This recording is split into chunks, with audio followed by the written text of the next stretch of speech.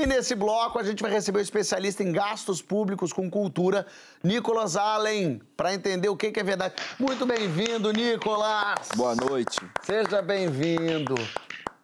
A gente vai... Sempre, claro, a gente vai entender o que é verdade, o que é fantasia em torno da Lei Rouanet, a maldita financiamento de shows pelas prefeituras. O que você acha que é legal, o que você acha que é imoral no financiamento da cultura? Vem que tem na hashtag Papo de Segundo GNT. Então eu já queria pedir pro Nicolas já explicar pra gente o que é a Lei Rouanet, o que é o financiamento das prefeituras, qual a diferença dos dois, pra gente partir desse solo comum. Olá, pessoal. A Lei Rouanet é uma lei federal de apoio à cultura. Ela basicamente prevê 3 instrumentos de financiamento. Um privado, que são os FICART, são fundos de investimento em arte e cultura, nunca foram implementados no Brasil. O Fundo Nacional de Cultura, que é um fundo só de recursos públicos, que serve para financiar diversos tipos de projetos, de restauração de patrimônio, montagem de peças, festivais, um monte de coisa. E o mecenato. Quando a gente escuta falar de Lei Rouanet na mídia, né, em jornais, e gera todo esse debate, esse rebuliço, a gente está falando do mecenato. E o que significa, né? Como é que funciona esse instrumento? Basicamente, qualquer pessoa interessada que trabalha com cultura pode apresentar um projeto, Secretaria Especial de Cultura, e a Secretaria vai fazer uma análise de adequação à lei e de viabilidade técnica do projeto. Ela quer saber se aquilo que você está propondo para de pé, se o orçamento é viável, se as ações que você está planejando são coerentes. Uma vez que o projeto é aprovado, o responsável ele não recebe o valor diretamente. Ele recebe o quê? Uma permissão para captar esses recursos no mercado. Então, com essa carta, né, essa permissão embaixo do braço, o proponente começa a bater na porta de empresas e fala: oi, você não quer apoiar meu projeto? Ele é legal, eu vou montar aqui uma peça de teatro, eu vou fazer aqui um festival de música. A empresa vai avaliar, ver se faz sentido, se é interessante para o projeto dela e vai fazer o apoio, né, o patrocínio ou uma doação para aquele projeto cultural. Em contrapartida, essa produtora ela vai expor a marca dela, ganhar alguma outra contrapartida que a lei permita, como alguns ingressos, de repente fazer uma ação conjunta dentro daquele projeto cultural e vai abater uma parte desse valor do imposto de renda que ela pagaria. É por isso que a gente fala que a Lei Rouanet é um gasto público indireto. Ao invés do Estado aportar diretamente no projeto, ele deixa de receber uma parte do tributo que a empresa está descontando, tá? O proponente recebeu aquele valor, ele vai executar e prestar contas. É assim que funciona a Rouanet, sem maiores mistérios, sem maiores questões, tá? É interessante colocar que esse mecanismo, ele também é utilizado por estados e municípios. Então, por exemplo, tanto o município de São Paulo quanto do Rio de Janeiro possuem suas próprias leis Rouanet, vamos dizer assim. É claro, eles trabalham com os tributos municipais de ISS, IPTU, mas também possuem esse instrumento de gasto público indireto. Agora, os gastos de prefeitura, que pelo menos ganharam as mídias aí nos últimos dias, né, geralmente são gastos que a gente fala, né, que são gastos diretos. Por quê? Porque a prefeitura realmente tira do caixa e contrata aquele artista para fazer uma apresentação, para fazer um show, para fazer um evento, tá? Numa especificidade, né, uma particularidade do direito brasileiro, você não precisa fazer licitação para contratar esses artistas. Quer dizer, você não precisa abrir uma concorrência, uma chamada para saber receber várias propostas e saber qual a melhor tem um custo-benefício para o poder público ou para a população. Porque é muito difícil avaliar, né? Como é que você compara diferentes artistas de diferentes gêneros com orçamentos diferentes? Então, a lei permite que o poder público, municipal, estadual, federal, possa contratar artistas para fazer esse processo de licitação. Então, basicamente, é essa a diferença de Rouanet e contratação direta. E aí eu te pergunto, a prestação de contas das duas, assim, é a mesma coisa? A gente consegue garantir que as duas estão seguindo a lei direitinho? Nos dois casos, tem prestação de contas. a prestação de contas da Rouanet é uma das mais transparentes que tem. Por quê? Quando você aprova um projeto, você aprova junto o orçamento. Então, você é obrigado a gastar linha por linha como você prometeu para a secretaria. Claro que se permite um ajuste ou outro, porque o projeto cultural, ele às vezes é imprevisível, mas você é obrigado a gastar como manda a cartilha. E, ao final, a Secretaria Especial de Culturas presta contas, né, analisa essas contas, e isso também passa depois para o Tribunal de Contas da União. Então, 2 vezes, né, você passa por 2 filtros para averiguar se você gastou direito aquele recurso público. No caso da prefeitura ou do estado é a mesma coisa. Depois que é feito, né, aquele gasto e é feito o evento, o Tribunal de Contas do município ou do estado vai avaliar se aquela conta está de acordo com a lei. Então, nos 2 casos, sim, tem prestação de contas. Francisco, você teve na frente da Funarte, né? Qual que era exatamente o seu cargo lá? Fui presidente da Funarte. Presidente da Funarte. Então, você vivenciou isso. A Funarte fomenta muito cultura e tem muitos editais. Queria retomar, mas havia um problema nesse contexto, Fábio. Um dos principais problemas era que a Lei Rouanet, cujo espírito original previa 3 linhas, como o Nicolas falou, isso aqui é muito interessante, assim, é muito importante que as pessoas entendam isso, tá? A Lei Rouanet, ela é originalmente muito bem pensada, na minha opinião, porque o objetivo dela é produzir um ecossistema diverso, tá? Contemplando diferentes possibilidades do Estado financiar a cultura. Uma dessas possibilidades é o que a gente conhece como mecenato, que hoje em dia passou a representar a Lei Rouanet. Quando a gente fala em Lei Rouanet hoje, a gente só está falando nesse mecanismo que o Nicolas descreveu, que é um mecanismo por meio do qual quem decide para onde vão os recursos é o mercado. O Estado só faz uma triagem inicial para ver se um projeto está dentro das características burocráticas requeridas e depois faz a prestação de contas, tá?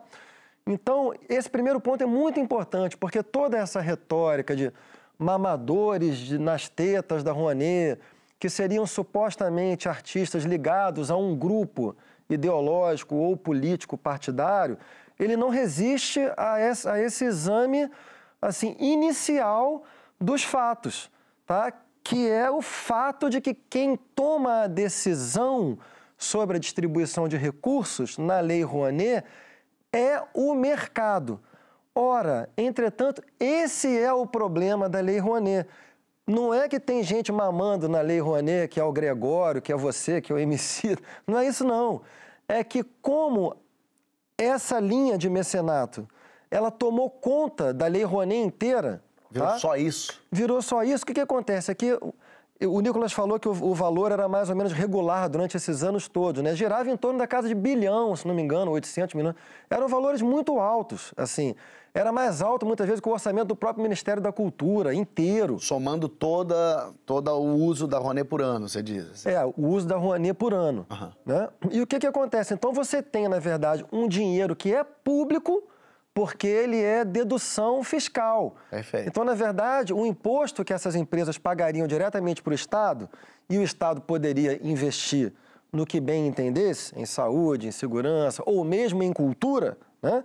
Esse dinheiro que é público, ele está sendo decidido por agentes privados e que tem uma tendência muito grande, quase sempre comprovada, de reproduzirem nesse mecanismo o que o mercado já faz por si só.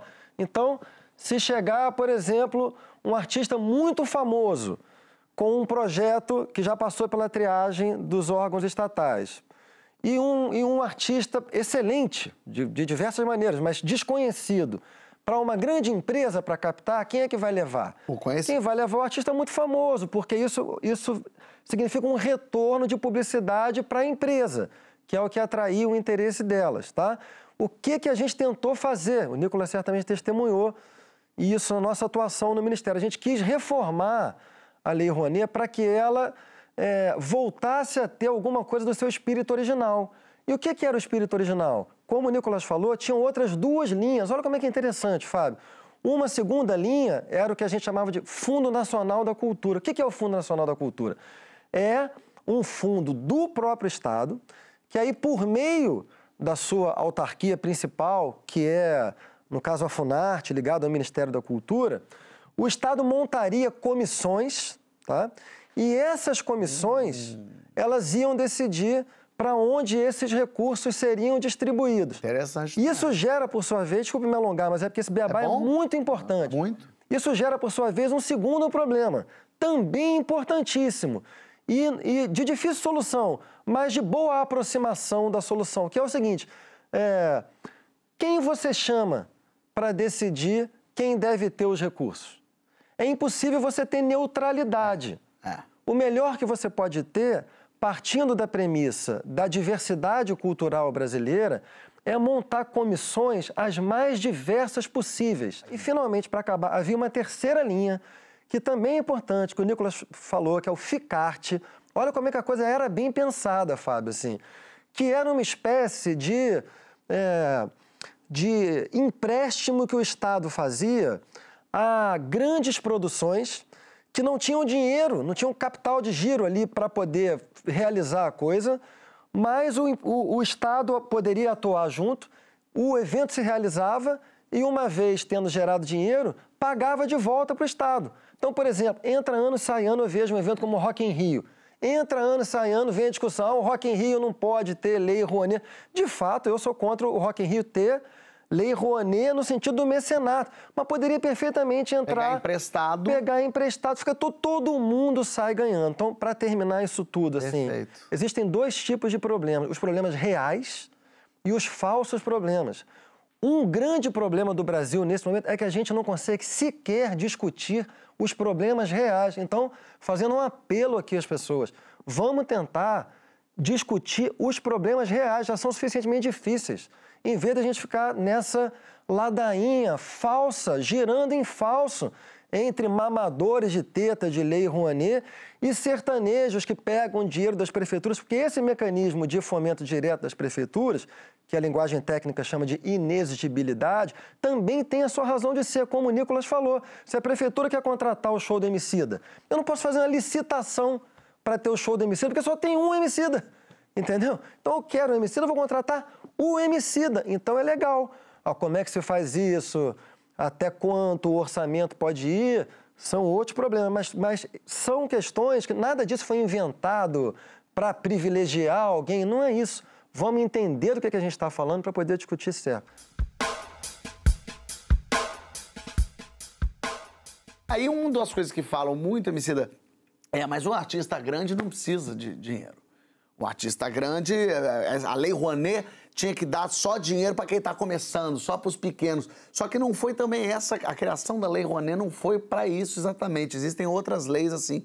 Eu queria que você falasse um pouco também da importância que é essas leis para a arte, para a cultura, você que é um artista, inclusive. Cara, primeiro que eu queria agradecer o Chico, o Nicolas levantou uma bola aqui maravilhosa, explicou de um jeito magistral a lei, e acho que o Chico trouxe uma coisa que prejudica todos nós, que é a superficialidade dessa discussão. Num país com a proporção do Brasil, é óbvio que o Estado precisa investir em cultura. Aliás, não só num país com a proporção do Brasil, é uma realidade do planeta inteiro, sabe? Países com economia robustas, países do mundo dito desenvolvido, eles colocam dinheiro no Guerra Infinita da Marvel, saca? Os Estados Unidos têm lei de incentivo. Sim, porque... Qual o nome bonito disso que tem se popularizado recentemente? É soft power. Soft power. Entende, mano? Você consegue oferecer sua cultura pro mundo sem ter que matar ninguém. Não é através da guerra que você se impõe. É através do que um país tem de bonito para se compartilhar. E acredito que quando a gente está falando de uma cultura como a cultura brasileira ela é uma referência. Mesmo com investimentos tão escassos. Então, olha a aura de milagreiro que existe no João Gilberto, no Pixinguinha, no Caetano Veloso, no Gilberto Gil. Todas as vezes nas quais a gente sai para fazer uma turnê para fora do Brasil, as pessoas elas lotam os nossos shows pela arte que a gente faz, mas também porque elas nos entendem como os herdeiros dessa tradição, dessa cultura magistral que a gente conseguiu desenvolver nesse país, sabe? Mas quando se segue única e exclusivamente os critérios de mercado, você pode deixar muitas dessas manifestações de fora. Então é importante que o Estado esteja atento para poder incentivar iniciativas culturais que estão ligadas às manifestações culturais que nascem aqui organicamente no Brasil e fazer com que isso tenha mais visibilidade, sobretudo num contexto como esse que a gente está vivendo agora, onde o mercado do qual a gente vive recebeu um freio de praticamente 2 anos, saca? A gente nem conseguiu sentir exatamente quais são as consequências da pandemia no mercado da cultura. Quantas casas de médio porte, de pequeno porte, desapareceram? Há uma nova configuração aparecendo, sabe? Essa coisa de... E isso também não é nem só uma característica do Brasil, sabe? O mundo inteiro está tentando reler e fazer uma leitura assertiva do que é o pós-pandemia do Covid-19 para o mercado da cultura. O que mais me deixa puto nessa discussão é a superficialidade da coisa. É como a gente perde tempo com a discussão imbecil que coloca uma pessoa como você, que é um fazedor de cultura do Brasil, uma pessoa como eu, outro fazedor de cultura do Brasil, como pessoas que se aproveitam daquilo e que recebem um dinheiro de maneira ilegal por causa de uma determinada posição política que tem, sabe? Um pensamento que foi muito aventado, na minha percepção, a partir de 2014 ali, sabe? A eleição de 2014, para mim, ela foi muito marcante. Pelo menos foi a primeira vez que eu comecei a ter essa leitura mais ampla, ou talvez eu tenha percebido porque foi a primeira vez que começaram a envolver meu nome, sendo que eu não havia usufruído de nenhum tipo de lei de incentivo até então, sabe? A Lei Rouanet foi um dos primeiros sinais dessa ultra-ideologização que nenhuma evidência empírica seria capaz de rebater, né? Aquilo que depois se tornaria regra hoje, porque quantos anos a gente passou falando, gente, não é isso. Não é, vocês estão falando, não existe, mas não adianta.